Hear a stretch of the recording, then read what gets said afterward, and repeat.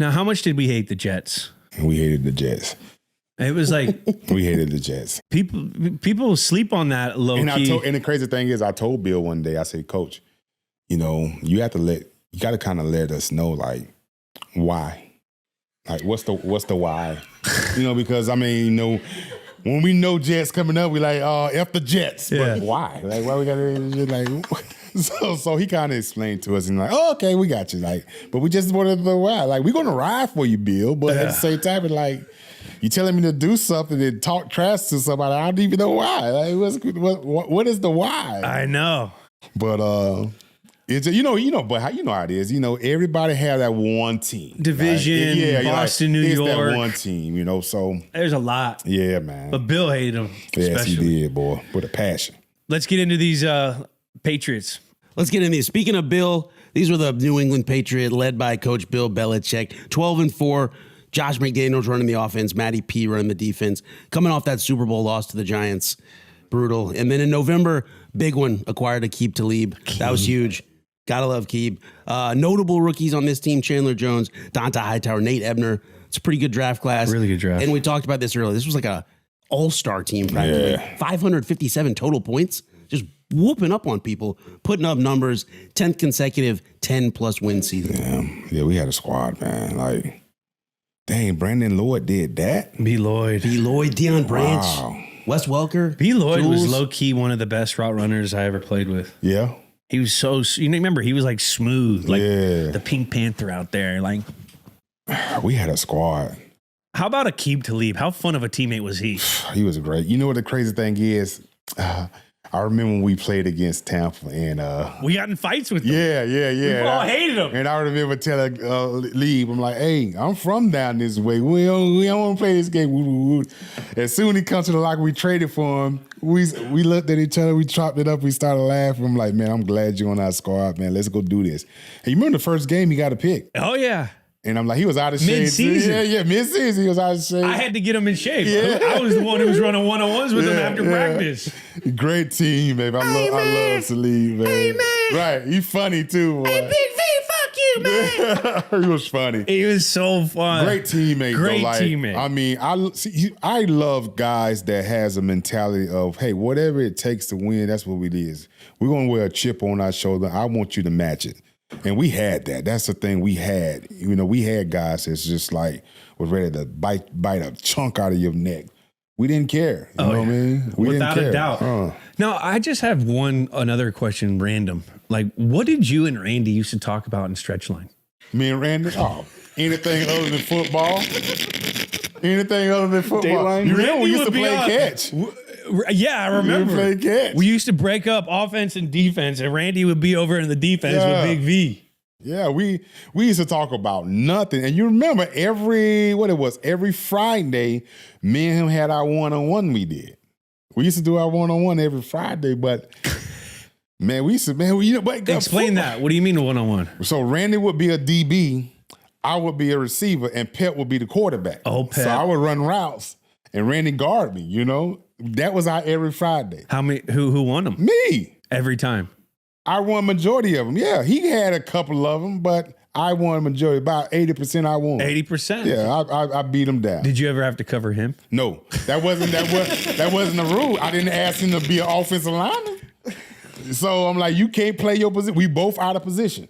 Do you remember Randy watching, didn't he watch Dateline every Friday night or something? And he would explain it to the receivers in the receiver meeting for the whole receiver meeting on Saturday would be Randy breaking down what was on Dateline or 60 Minutes. Randy was funny. He loved that. And then this motherfucker tried to cut this dick off. I'm like a rookie, just like, oh my God. Now, Lord. how is it going against Dante Scarnecchio offensive lines? Man, I love Scar. Scar? I love Scar too. And one of the best teammates I ever have is Logan Mankins. Oh, Mank. Mank, let me tell you, that's probably the best teammate I've had. Why? I love just because of what he stood for. It's just, he's a man's man. He's just tough, lovable. just a rider. Like He fight for you. yeah, like I don't care who you are. If you're a Patriot and you met, it's going down. Oh, yeah. But it was just his mentality. And he was just a great football player. He's just a tough player. Yeah. I love players that's durable and just tough. I love tough players. Give me a tough player any day over anybody with talent that's not tough. Give it to me. Yeah. Simple as that. He was also a cattle rancher. When Strong. a big Biff Bucker, He would wear the same thing every day. Yeah, the same Carhartt jacket. That's my type of guy. Like, come in from hunting. Remember how him and Matt Light used to come in from hunting with blood on them? Like, it's the craziest thing ever. Like, I love that, you know? I love that. They come in, shower up, they got blood, they just killed some turkeys or whatever. Dead turkey blood. in the I'm fridge. like, you remember when they brought the duck and put it in Donald Thomas's fucking locker? that's what I miss. I don't miss the game itself.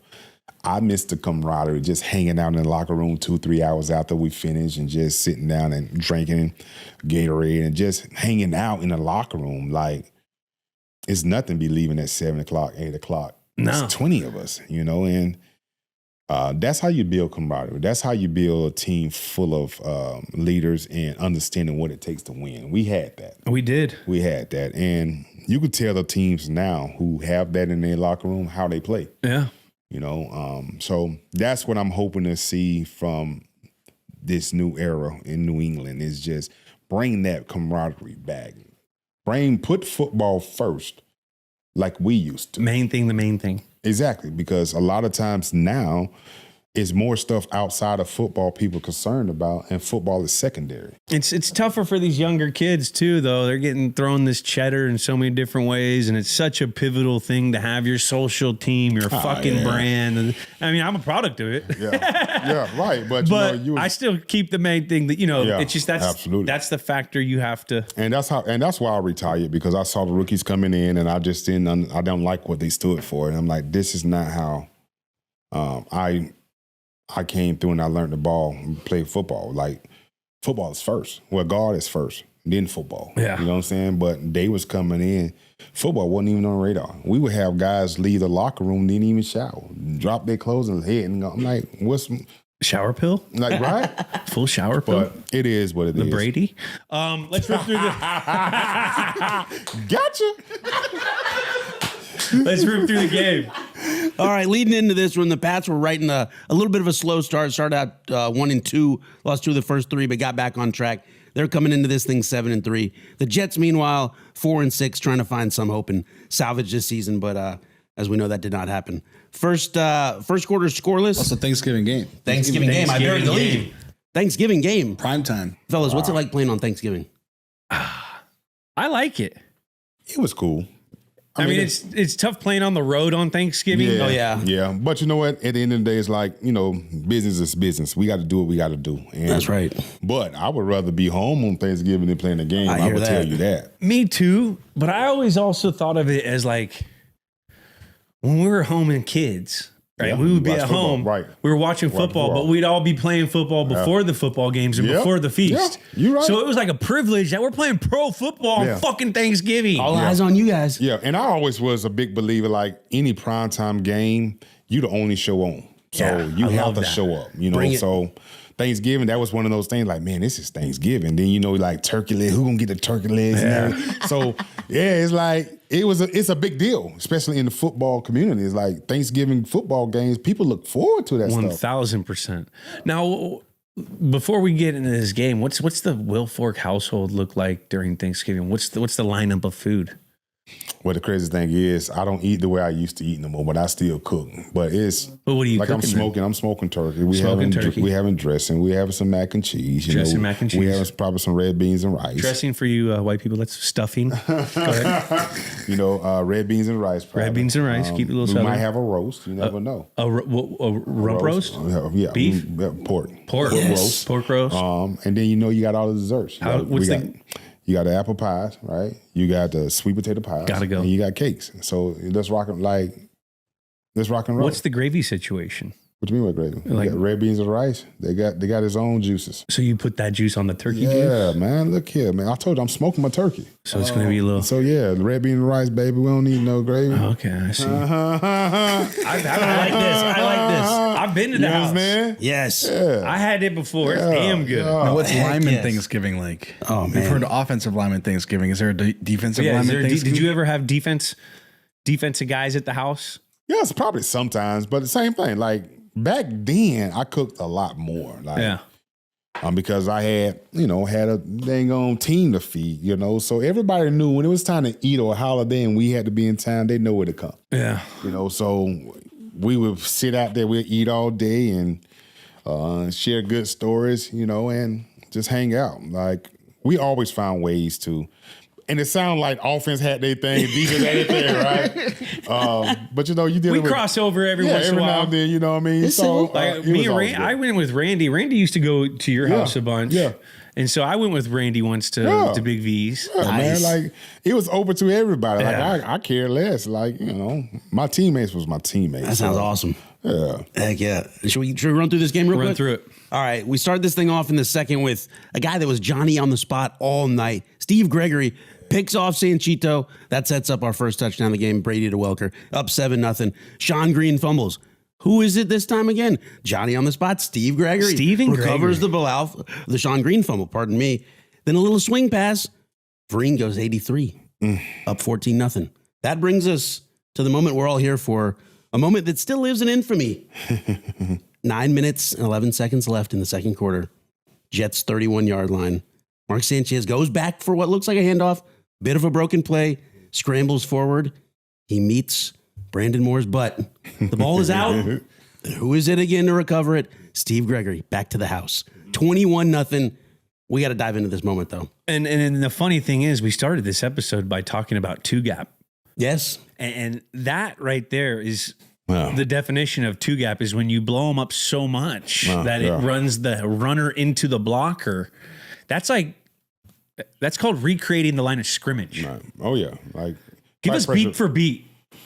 Well, it's fight pressure with pressure, right? So it's like So pressure with pressure, meaning the offensive line guys pushing pressure at one direction on Big V, trying to probably wall him off in a certain direction. Mm-hmm. So Big V's got to put that pressure against that because he wants to attack that area. Right. You want to always fight pressure with pressure because that kind of tell you where the ball is supposed to go.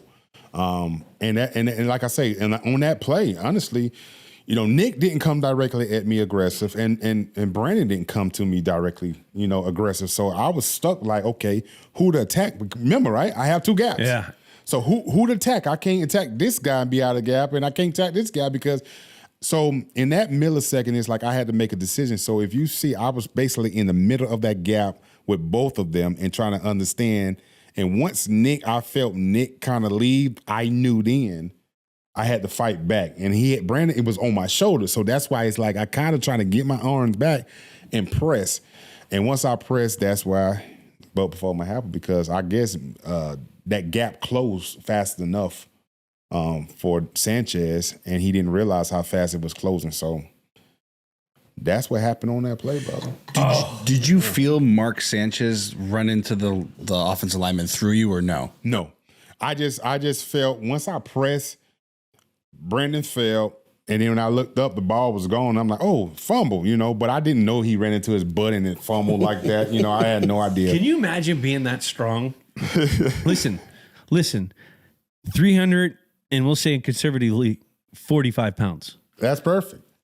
Other game day. side, 300, probably at most 315. Mm-hmm.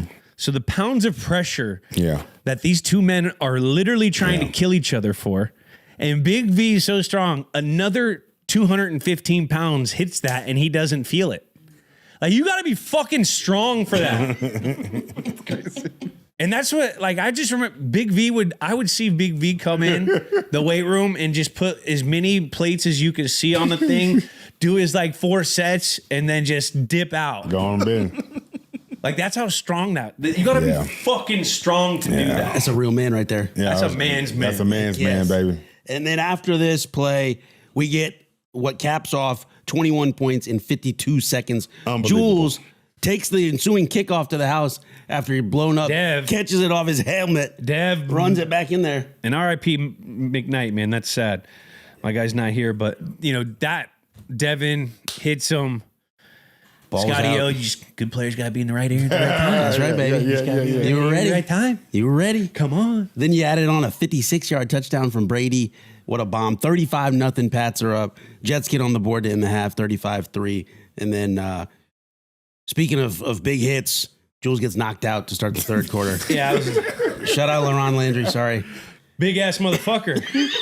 You know what? And that's the football gods right there. You know what I mean? Because sometimes when you start feeling yourself, I'm still a young ball player. I had 2 touchdowns, doing some shit. Feeling good. I'm going to take this reverse. I'm going to try to cut it back into all the pursuit. Reset button. Complete. I don't even remember the game. You played really well. I played really well. Man, early Thanksgiving for you there, brother. And then we end this thing 49-19. Big V's out there getting the turkey leg. That's with right. Tom. Everybody. How'd it taste? How's that turkey leg? Is it good? It Is was it just cold? cold. Yeah, it was cold. Too cold. Yeah, it was cold. Yeah. I But, always thought about that. It was cold, but I was like, I don't want to be on national TV just killing this whole thing. Let me just go on. Just take a bite and go about my business. Was it seasoned? Yeah, Decent? it was seasoned. Was Yeah, it like decent? If it was warm, I would have ate off. Yeah. Yeah, it was good. Yeah, it was good. I'm a hot food guy too. Yeah, I it need was my good. food burning hot. Some stuff I can eat cold. Like, I'm not a big fan. Like, I don't care. Like what can you eat cold? Like, I can eat chicken wings cold. I can eat pizza cold. Yeah, fried chicken. I can eat spaghetti cold. I can eat pizza cold, but it tastes better if you do like. Yeah, it tastes. Of course, it's going to taste better if you warm it up. But I'm just telling you what I eat cold. Yeah, I get it. We know you as a Cincinnati Bengal. Yeah. That's what this game is. But let's talk about when you went to New England. Oh wow. Let's talk. How did that happen? We know, but I want to hear it from you. I want to hear it from you. Well, here was a situation. I got hurt in 03, so I think I, partially tore my, MCL, tore my groin. So I missed like 8 games, man. I was on the shelf. And this is back in the day when running backs were getting like 800 carries a year. Yeah, so I was on the shelf, and RIP to my guy, Rudy Johnson, man. He came in and stepped up and he played very well. So I was thinking like, And I'm getting up there. This is like my seventh season. And there was rumors of, I'm sitting at home and there was a rumor of the Bengals trying to trade me to Dallas. And I'm like, really? I said, okay. I said, no problem. I mean, I'm just saying in my mind, I'm like, yeah, just keep that same energy when I get all healed up and I'm going to finish out the season and we got to reopen this situation. And yeah, I went in, I was speaking to Marvin Lewis and I was just like, you know what? It's been nice. I think my time is up here. I like to move on and go somewhere else. And it was just as simple as that. And I'm just looking at it from a standpoint of 7 years, man. We didn't win that much. And I'm kind of, looking in the mirror and looking at my career of, man, I probably got 2 to 3 more left. Where you want to go with this? What you want to do? So, and then as you know, like I heard this a lot. It was media play of the Patriot way. I didn't know what the hell that was. Like, what, they got a cult over there, or is it something militant, some kind of, I didn't. And the media was like, oh, yeah, Corey's not a Patriot way guy. That will never work. And I'm just thinking like, shit, maybe I don't want to go there either. I don't know. I just like to play football. And Rodney Harrison, we had the same agent at that time.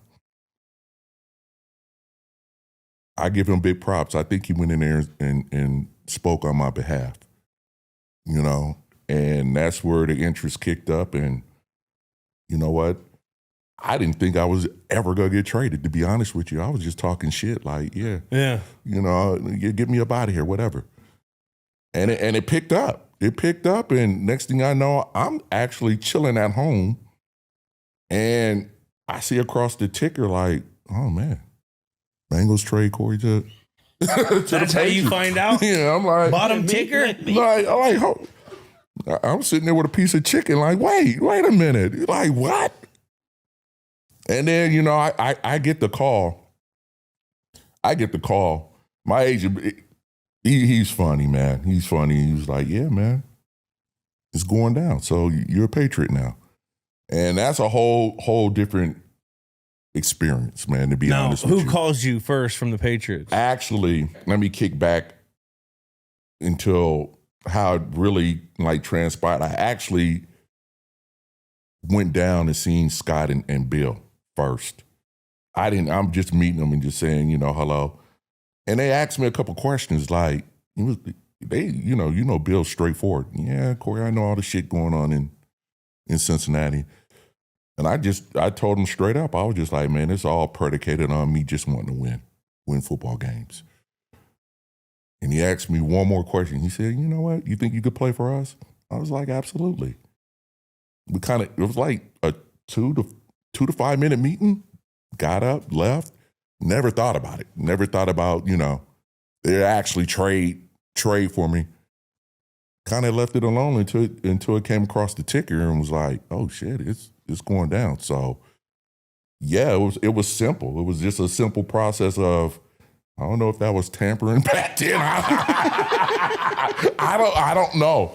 I don't know, but it was Scott Pioli and Bill, and yeah, 2 to 5 minutes, man, and we're out of there. Bill just needed to hear you say, I just want to win. That part of it. That's all he... That part of it, man. Because 1,600 yards, 12 touchdowns, your first season in New That's England. all he That's wanted your to best hear. season. Well, that as well, but he just wanted to see if he was about winning, then he believed that his environment, he There would you adapt go. to it. There Because you he go. would see Tom Brady, he would see Rodney Harris. and everybody else. And then you know what? The whole thing about the Patriot way, you know what I just kind of figured out is just doing your job. Which I was pretty damn good at just doing my job. One of the best. Doing my job and being quiet and, you know, I'm like, yeah, I can do this. Absolutely. So it worked. I think my personality kind of matched like what they wanted, you know, because all I wanted to do was just go out there and play football, and I didn't really care on how it looked. As long as we're winning, I'm good with it. So you're coming from Cincinnati. Yes. What's the first thing that comes through your head when you enter New England? Because they Just won the Super Bowl. They just won the Super Bowl. Yeah, man. You get into New England. What do you like? Fuck. Pitching yourself. That part of it, I'm like, yo, like, so that's it, man. I'm gonna tell you, I'm gonna be straight up, man. That's a lot of pressure, dog, man. It was a lot of pressure because I'm thinking like, damn, they just won the Super Bowl. What in the hell did you need me for? You know what I mean? Yeah. So that's a lot of pressure. And then it was the whole thing of me leaving Cincinnati, going there. So that was a story itself. And then the Patriot way, is he going to fit in or not? But once I got there, man, you know, I done played against these guys for a long time. I know some of these guys, man. We're cool. So the thing I loved about it is like from a organization and players perspective, they welcomed me. You know, it was cool. They made me feel at home. And that kind of took some of the pressure off and some of the stuff I was thinking.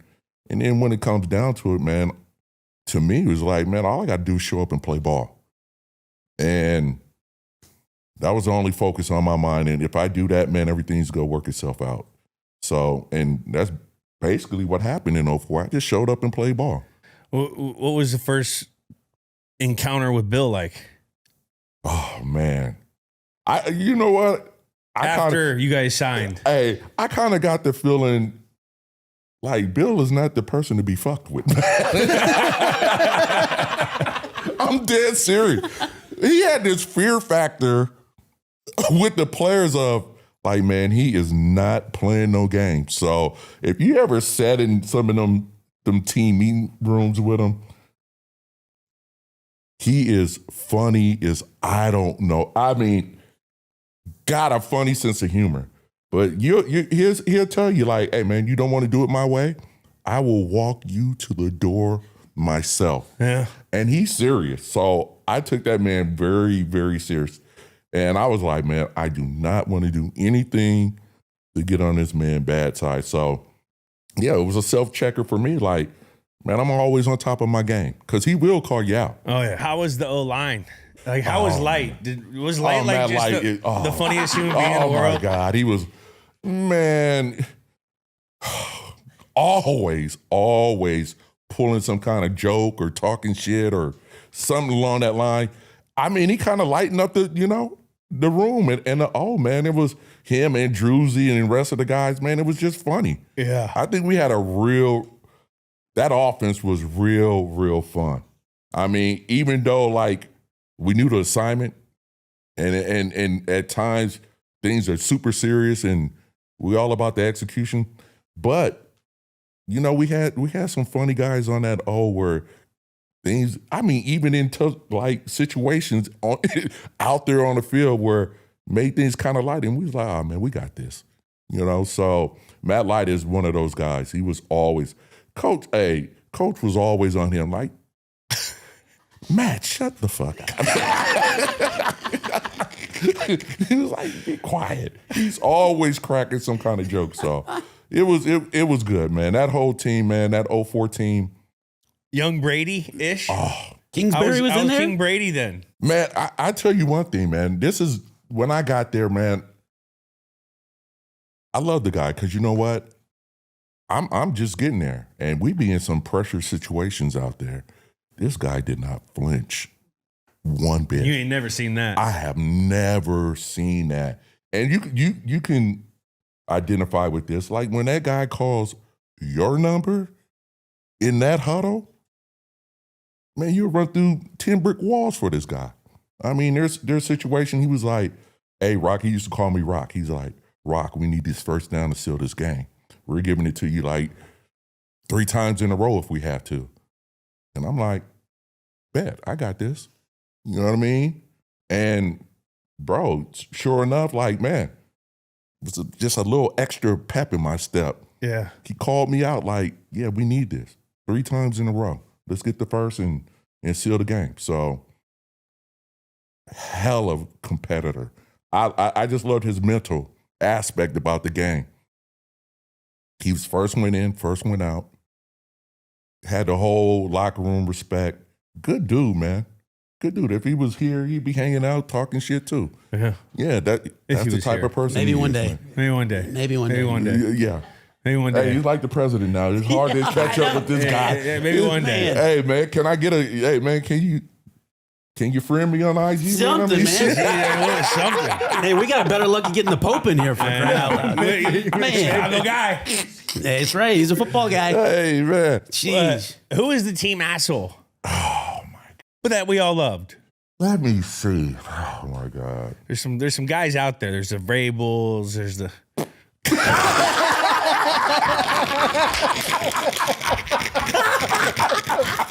You hit it. First try. Oh, man, Braves is something different, man. Always going against the grain. Like, nah, this is not. Why are we doing this? You know? Yeah. So, and him and Bill was always into it about something. Braves is a good dude, though, man. Good. Yeah, that's Braves, man. Hell of a player, man. Yeah. Smart player. And you know, they preach this. This is what Bill wants. Tough, smart football players. Braves is one of those people. Oh yeah. How do you think he's gonna? Did you know he's gonna be a head coach? Did you know he's gonna be? I never thought about that. I'm like, I used to run his ass over in practice. Now he's the head coach somewhere. Yeah. Like, look at this guy, man. But nah, man, it fits him. Yeah. It fits him, man. He was one of those brilliant minds out there. You watch the Pats at all? Yeah, I catch him. Yeah. You can't win when Man, turning over 5 turnovers. You can't do that. Jeez. Not that good. You can't win like that. So you were a bona fide star when you got brought into New England, and they were just coming off of a Super Bowl. Right. Was there any issues with gelling into the roster? You know what? I had this is my brother too, man. Kevin Falk, bro. Oh, legend. Man, this guy, his locker was right next to mine. And he used to say, man, bro, you're here for a reason. You know what I mean? That made me feel comfortable. Yeah. You know, like you here for a reason. You know what I mean? And there are some things I couldn't do. K. Falk was a monster. He was the Swiss Army knife. He could do it all. Like my big ass ain't going out there running no routes like Kevin Falk. Yeah. That ain't gonna work. So I think me and him just talking and him letting me know, like, bro, do your thing. You know, this is a team. Nobody's bigger than the other guy. And I really felt that coming in that building, like, man, we're gonna go out here. And I never was a stat guy anyway. I never really sat back and like, oh, I need 100 yards this game. I just go out there and play, man. You know what I mean? And whatever happens at the end of the game, that's what it is. But that guy was like, yeah, man, you're here for a reason. Let's go out there and get it. Yeah. And we complimented each other like good. Mm-hmm. Yeah. And it was one hell of a running back as well. He was. I played with him. Yeah. He was, Falk is, yeah, he's that dude. Eras. he was older when I got there. Yeah. But he taught me how to catch punts. He was my punt guy because he was the hands guy. And then on top of that, like, he shared everything. Me and him chopped it up. We talked. Yeah. You know what I mean? Plays. Great teammate. Great teammate.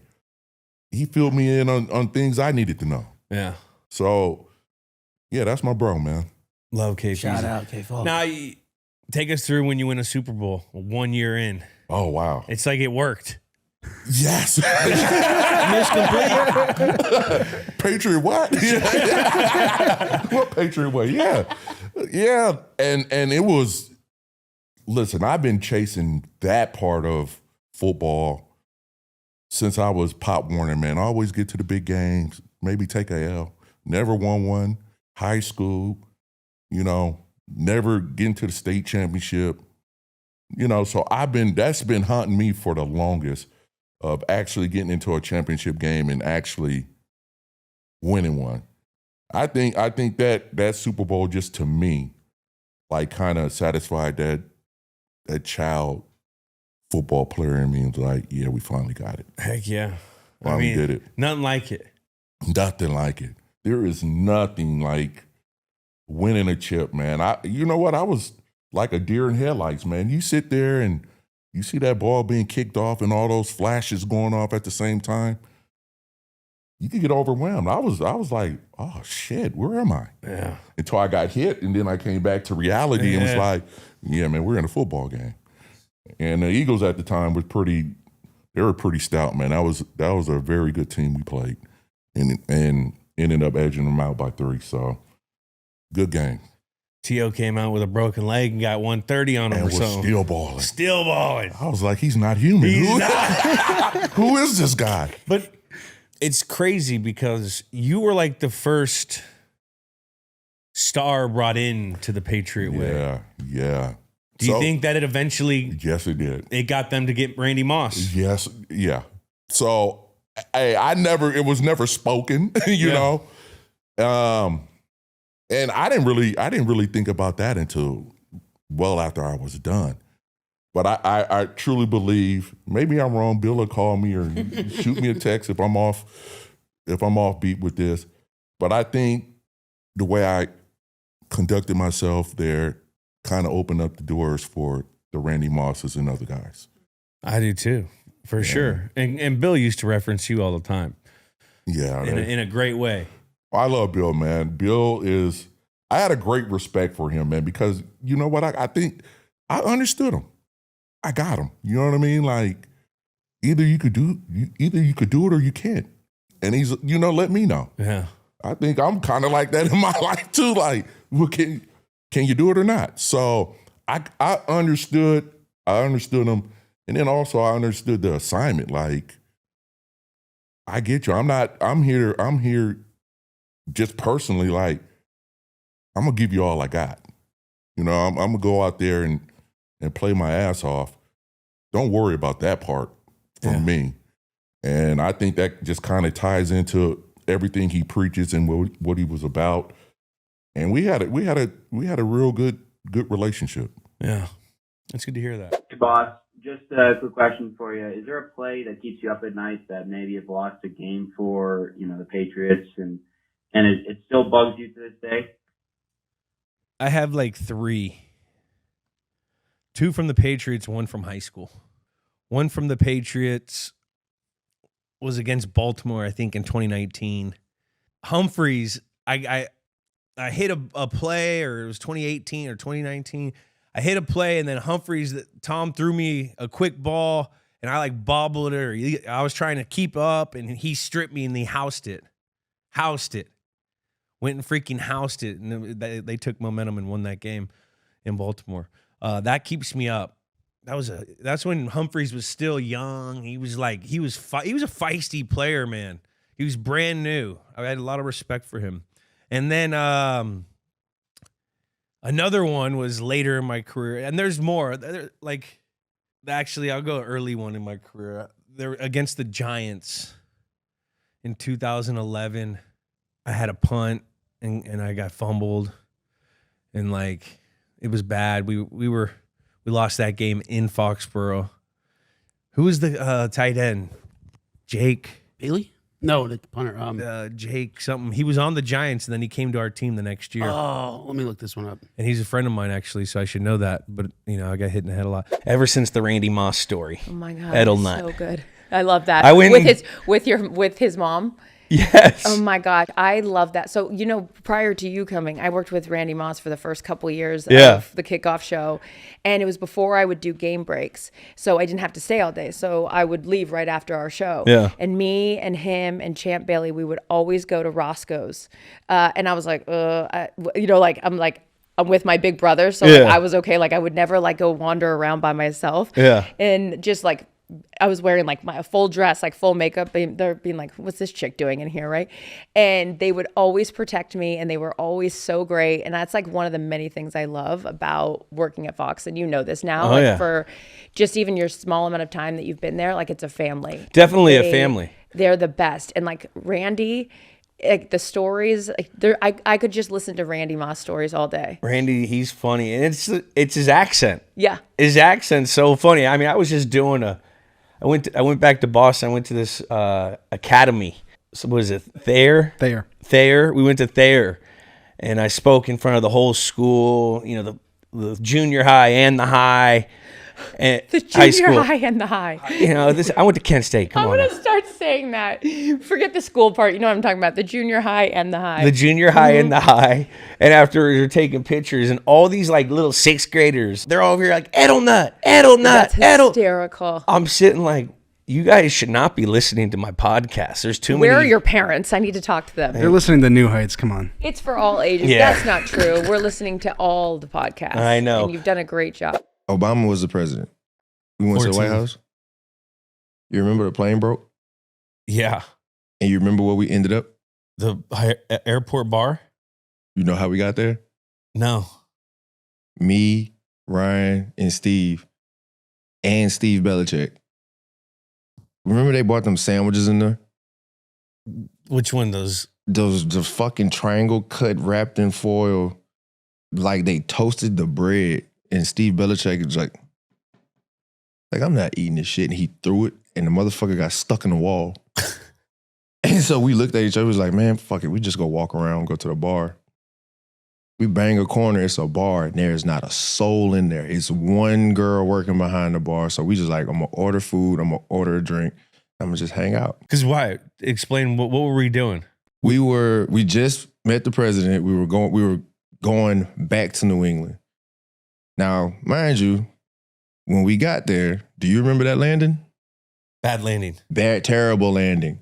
It was so bad, I tried to lay down, and it was at one point, I was above everybody's seat. And I was laying flat. Wow. So we landed. It was oh man, that was Windy crazy. day? It was a windy day? I don't think it was. That's the crazy part. Wait, no, it wasn't a windy day. That's when we came back, and it was hey, y'all need to go in this room because we got to find you another plane, or we have to fix this plane. So I was okay, the plane was fucked up. That's why the landing was bad. Cool. It's Was me. Chung there?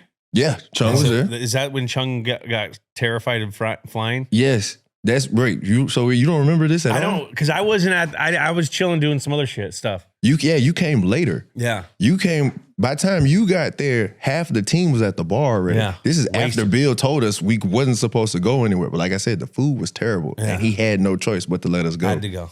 So we're eating, and as we're eating, here come the assistant defensive coaches. So then phone come out, then here come all the running backs. Then here come the receivers. Here's the D-line. Now here comes Matty P and that whole crew. Here comes Joe Judge.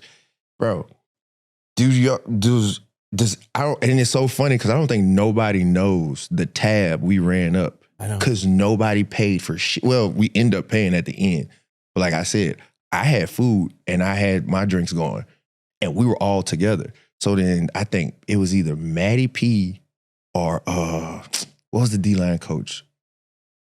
Oh, DC for the Raiders? not DC. Nah, it wasn't Pat. Pat. It wasn't Pat. He was Brandon Daly? Daly. Daly was like, no, fuck that. Put everybody on one ticket. And like I said, it was one girl. Now, the cool thing about this one girl, when they ran out of liquor, she didn't bat an eye. She didn't say anything. All she said was, I got to run down to the duty-free shop and I'm going to grab some more liquor and I'll come back. Well, they was like, well, grab a bunch. So she came back with like 2 boxes of liquor. So boom, she puts that up. We ran through both boxes. So now, y'all plane ready. Y'all can head to the gate and this, that, and the third. So it was like, I'm standing there because I just want to pay for what I had and I can go. Man, that girl pulled that receipt out about this long and I saw 4 zeros. I said, who about to pay for all this? Matty P said, I got it. Then Data was like, nah, I got it. So that whole day was defensive coaching staff paid for that. Good. Good. And so we get on the plane, and then that's when all that fun that we just had and all that camaraderie, that's when that shit just went downhill. Because now this coach is throwing up, this person's passing out. We can't find this guy. And it was just a shit show, but that was by far the best plane trip we've ever taken. Oh my God.